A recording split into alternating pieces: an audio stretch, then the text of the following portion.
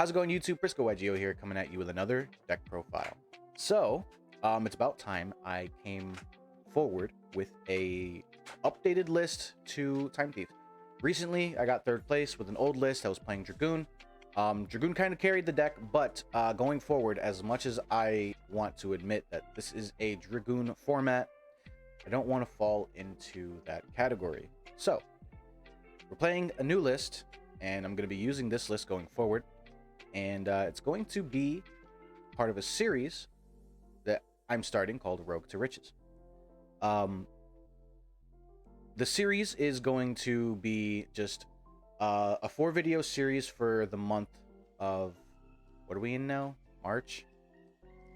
Starting in April, I'm going to start a new series called From Rogue to Riches, which is going to take a rogue deck each month, and we're going to try to do our best with it, make some tweaks here and there, and give my honest opinions at the end of the month to complete the series.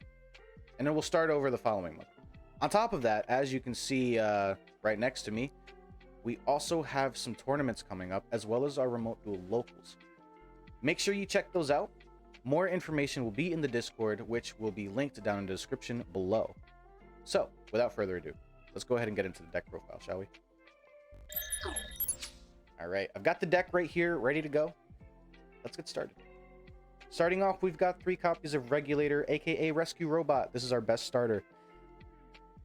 I mean, you summon him, you tribute him, you summon 2 more, and then you get some pluses.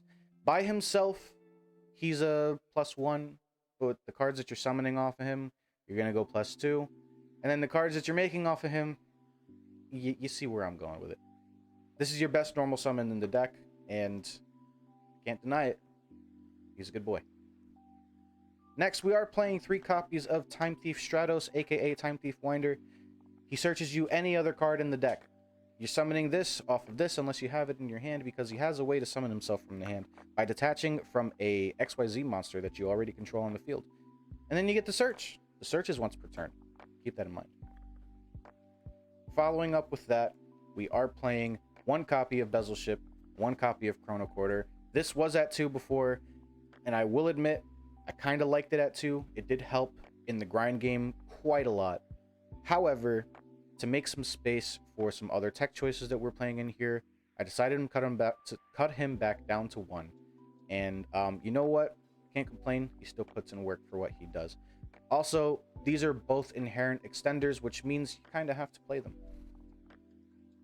Also, this is a magic cylinder, to say the least. Going forward, we're also playing 2 copies of Rocket Tracer, 1 copy of Rocket Recharger. This card, you know, the more I play this, the more I see it in my hand, the least I like it. But then, when that hand effect comes up, the more I love to see it in my hand. Without going too deep into it, let's just say there's some ways for you to recur resources on the field when you use Striker Dragon's effect on the field. Also, this card right here is a 1 card, whatever you need, as long as it's dark. We're also playing 3 copies of Kage Takage. This is just your Kagemucha Knight. You know, this is going to chain block your Winder if you have to normal summon him. And it also turns all of your bricks in the deck into, you know, full combo.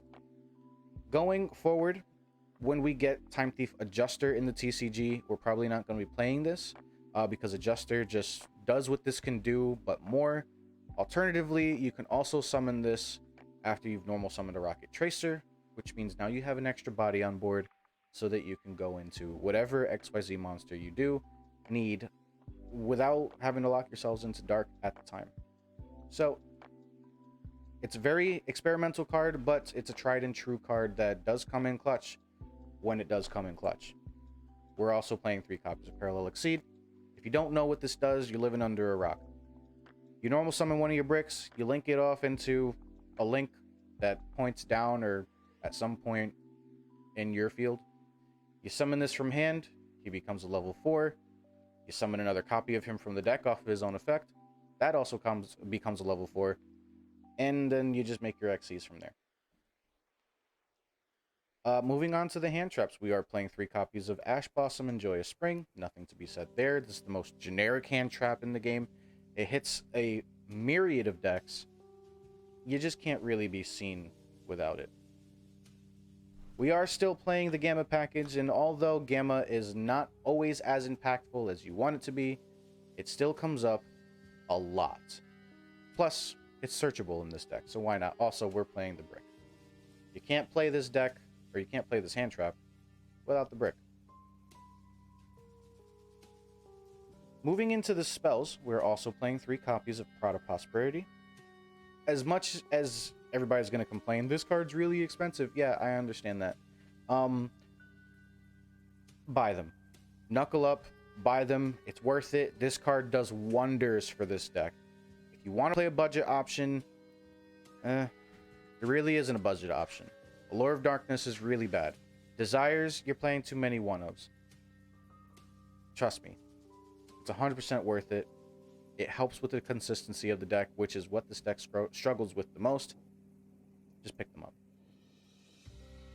We are also still playing the quick launch. This is pretty self-explanatory because, as you can see, we're still playing the rocket engine. We're also playing the 1 boot sector launch. And you know what? I don't mind opening up boot sector launch every once in a while. Just to confirm something. This card is an E-Telly for level 4 monsters. It's an E-Telly for dragons. If it goes to 1 at some point, it's well deserved. If it doesn't, I'm still gonna abuse the fuck out of it. And then wrapping up the spells, we are playing 1 copy of Called by the Grave. Pretty self-explanatory. Going into the traps, we are playing 3 copies of Infinite Impermanence. Don't hate on me. I know they're gold. I like the golds. What can I say? This card is going to be so clutch this format. Yes, you can't negate the barrier statue because you can't target it while it's under a Simoric, but if your opponent makes some very suboptimal plays, you can pretty much punish them and actually end a turn off of this 1 card alone. For the rest of the traps, we are playing 2 copies of Torrential Tribute. I'm testing this. I don't know if I'm going to keep it. I've seen this come up a lot in testing, though. There's times where my opponent will summon a monster while I have a Redoer on the field, and then I can just bounce the Redoer, or, activate this, bounce the Redoer. Redoer comes back in the end phase, and I don't got to worry about losing my monsters. And then, going forward, we're still playing 2 copies of Flyback, not 3, with the 1 Retrograde. Again, nothing much to say here. If we were in a graveyard-centric format, or if we go back to a graveyard-centric format, obviously bump this up to 3, cut the TTs, and then bump the Bezel Ship up to 2 as well. So that's going to wrap up the main deck. I have the extra deck here, and there's some interesting tech choices in here that I want to go over in a little bit more detail than I did with the main deck, which you'll see in just a moment. So starting off, we are playing 2 copies of Time Thief Redoer. I don't know how many times I need to say this. I see so many lists where they're only playing 1 Redoer, and I'm just like, why would you play the deck if you're only going to play 1 copy of the boss monster? It makes no sense, right? 2 Redoer. Next, we are playing 2 copies of Perpetua. Again, 2 copies, not 1. You can get away with 3, but not 1. 2 copies of Perpetua in order for you to make this deck grind like no other. The grind game with this deck is very strong, and the only reason for that is because Perpetua is a card. So, moving forward, 1 copy of Abyss Dweller, 1 copy of Tornado Dragon, 1 copy of Baguska. These are your 3 generic XCs. You cannot make them off of a Rocket Tracer, but they can come up depending on your matchup. So pay attention to what your opponent is doing, what your opponent is playing, and then if you have to summon one of these guys to buy yourself some time, you do that. Also, Baguska is just annoying as fuck to deal with.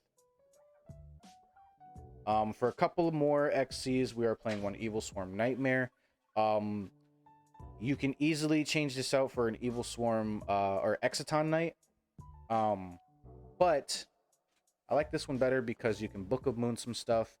And then what are they doing after that? Also, we're playing Zeus because You know, Baguska is a card. However, rather than letting it kill itself, why not just attack over something and then put it on, slap a Zeus on top of it right afterwards? We are playing the one Borreload Savage Dragon because, again, it does come up. And going into the links is where the explanations are going to go a little bit deeper. So, one copy of Almirage. This one, no explanation needed. One copy of Striker Dragon. If you need an explanation for this, just remember we're playing the Rocket Engine. Other than that, no explanation needed. And then the final link one, we are playing one Link Spider, and this is only if we get Nibiru to mid combo and we just want to get rid of that token and keep playing, especially if we have a Parallel Exceed in hand. It just allows us to play through that form of interruption, which without it can end our turn. And we are playing two Link 2s, Cyphering Lord Lambda and Bujinki Ahashima. Now, there's times where I love this card, and then there's times where I hate this card because once it's on the field, it's kind of doing nothing. Listen, this card by itself is 2 rank 4s and a back row pop. It's very strong. It comes in and out of the deck depending on how the format is looking.